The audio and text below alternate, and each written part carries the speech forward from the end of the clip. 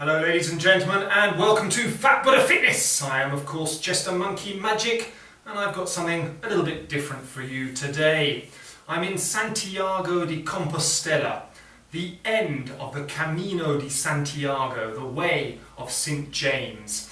And what I'm going to do is I'm going to walk a portion of that way of St. James, the Camino, just as a bit of exercise to get the blood flowing around the body and to keep in shape whilst I'm here in Spain, in Galicia. So I'm here in what could only be described as a pilgrim's refuge. It's the accommodation that I've managed to book here in Santiago de Compostela, and now I'm going to head out and sort of do the Camino the wrong way for a little while, and then I'll come back just to show you a little bit of the Camino di Santiago. Right, there you see, that shows you I'm on the right course, Camino di Santiago. And you also have helpful little things like that down there that show you you're going the right way. Now, the Camino di Santiago is probably one of, if not the most famous pilgrimage in Christianity, and in fact in Europe. And you have a huge number of pilgrims following this route, and if I just turn this around, you will see up the road there they are all coming.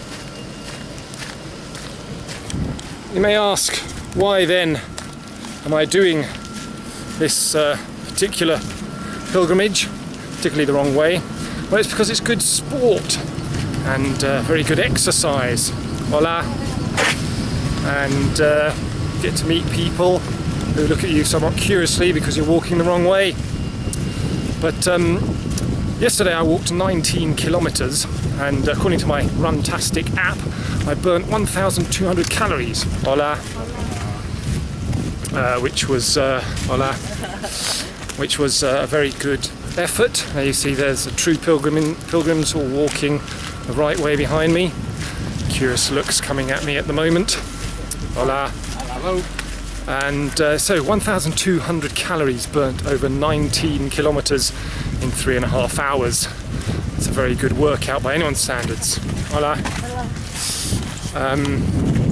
So you can see why you should do a bit of rambling or walking if you've got the time.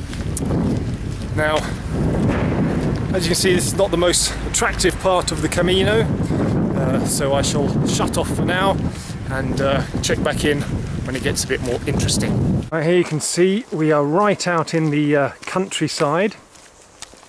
Complete change of scenery from a bit earlier.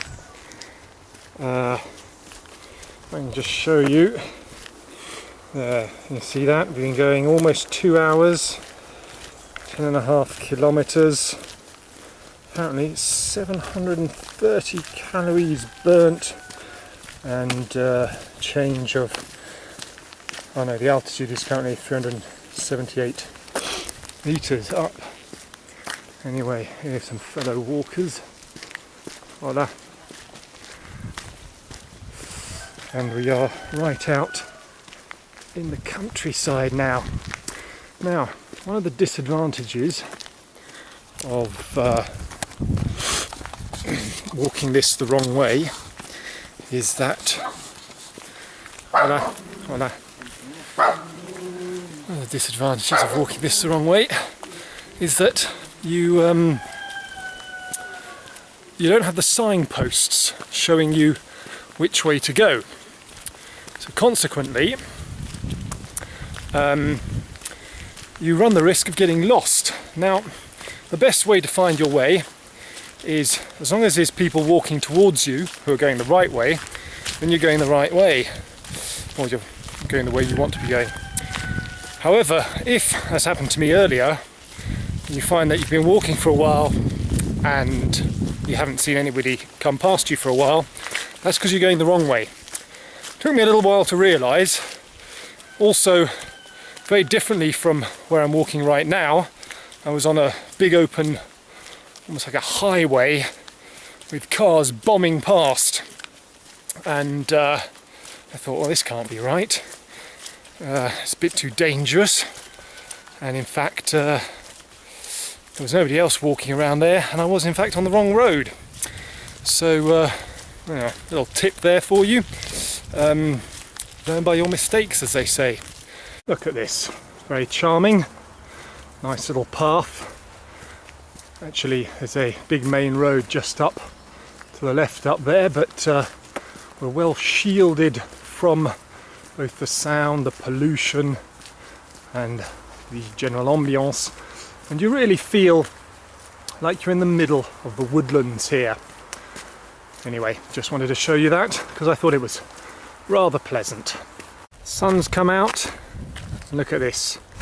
Pretty colours even now as autumn is upon us. We've got, yeah, look at that. Anyway, rather pleasant part of the Camino here. Almost feels like as you go along you change completely from one environment to another. And here we are in the savannah. Hola. Walking along, and you've got these lovely violets and yellows.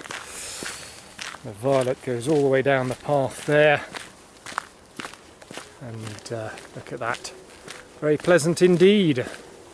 Sun's coming out, going behind clouds coming out again. It's a bit indecisive in fact, but nonetheless lovely day for it. Another change of scenery here. What a cornfield. There we go, stretching all along there. So, see, it goes off there into the distance. Oh, there's probably one cornfield here, and then I don't know if it's all part of the same one, part of a different one. Anyway, this is Galicia in northwestern Spain, famous for having resisted the Moorish invasion of the 8th century. They kept their Galician blood pure, and that's vitally important because the Galicians are the descendants of Celts who fled Britain and during the Anglo-Saxon invasions and set up a new home elsewhere, as well as around Braga in Portugal. Anyway, let's have a look where we're at. 3 hours 7 minutes, 17.57 kilometers, 1,200 calories. The altitude not so important. Well, what's important about that is that essentially I wanted to, if we look at me now, much more interesting. So they say my intention was to walk for about 30 kilometers. In fact, here I'm not sure which way the path goes. Could be down there. Oh yes, there's some people coming from down there. Anyway, I wanted to walk for about 30 kilometers, around about 6 hours. So because I went off route a little bit, I had to go further than 15 kilometers, which would have been the normal halfway point, in order to make sure that I would, on the return journey, do enough kilometers to ensure that I got at least to my goal of 30. Hence why I've done about 17 and a half, just to be sure, walking for over 3 hours. So, well, it's possibly less than 3 hours back because I won't have the little detour I did earlier, but I should get in around about 6 hours in total, 30 kilometers, which was my aim, and I'll be very happy with that. I don't know if you can see behind me there some fellow walkers, or actual genuine pilgrims, whatever they are. Now, pilgrimage in general is very important part of religious life, regardless of which particular spiritual deity you believe in. I personally am not one to trust in fairy tales, so I'm just doing this for the pleasure of walking, and also for the sporting element. But it's also very nice, even if you're not particularly religious or spiritual, to know that you're walking a path that has been trodden by millions of feet before you over hundreds, even thousands of years. We're on the way back, but I've just stopped because I want to show you this.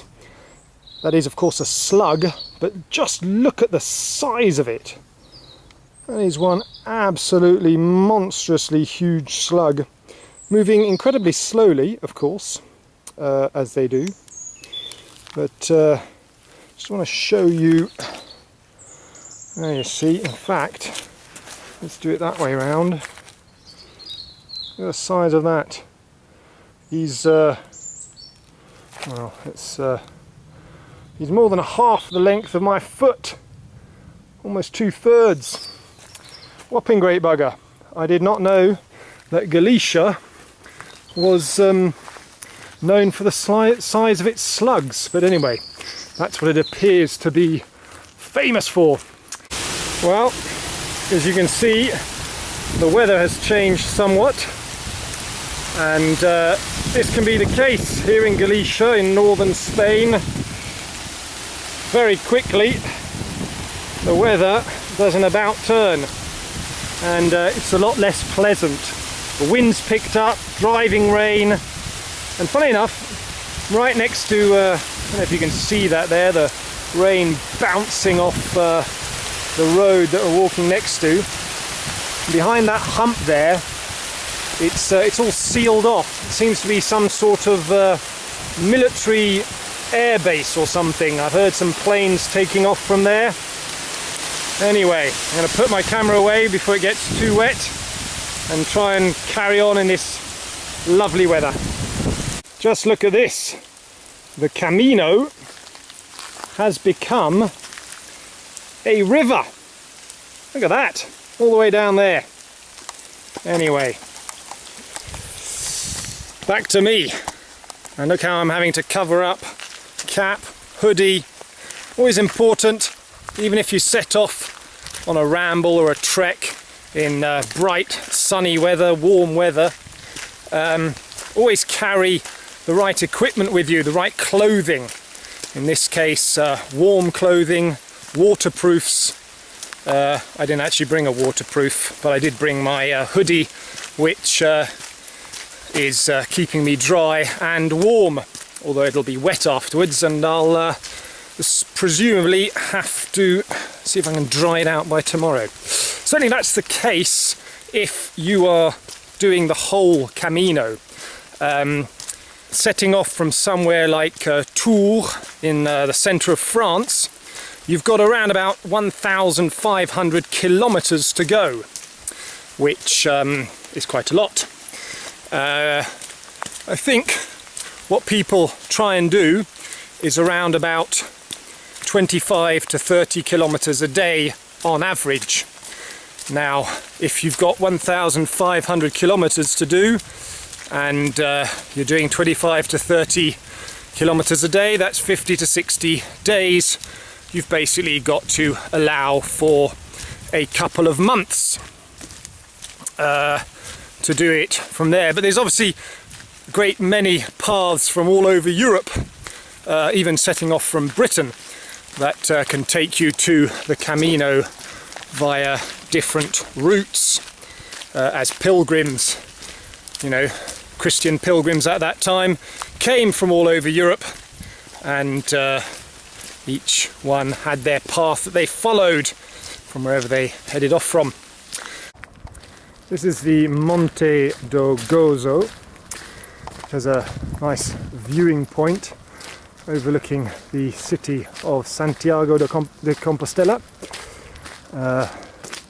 With these two fellas, interesting priestly, pilgrimy looking fellas who obviously came here and were in awe at the cathedral that they would see down below.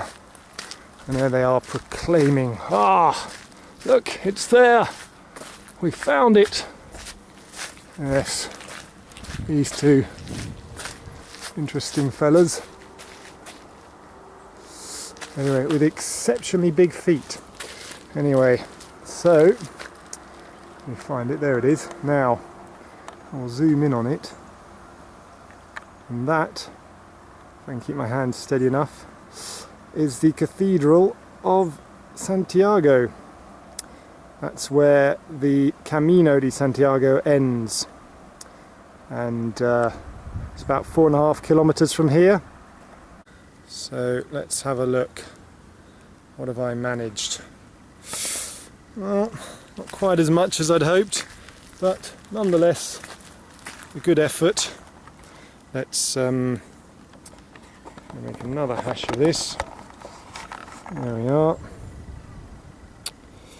5 hours 41 minutes, 31.5 kilometers, 2,200 calories burnt. Well, that's a reasonable effort, I think we can say.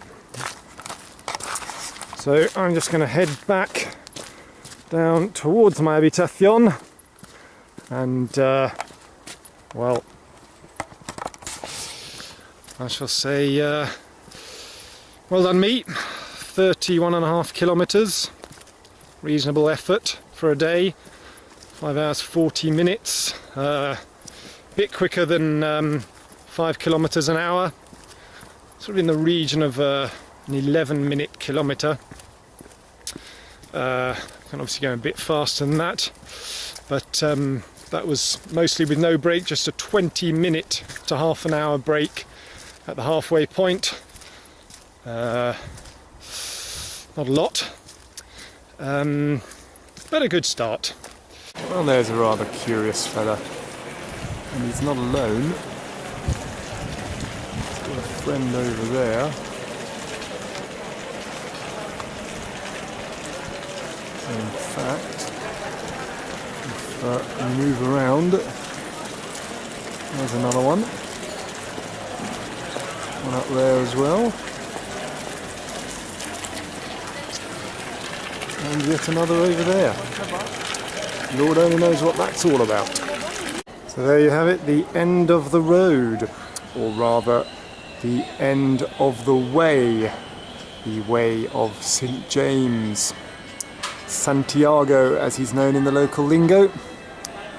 Fortunately, it's covered in scaffolding.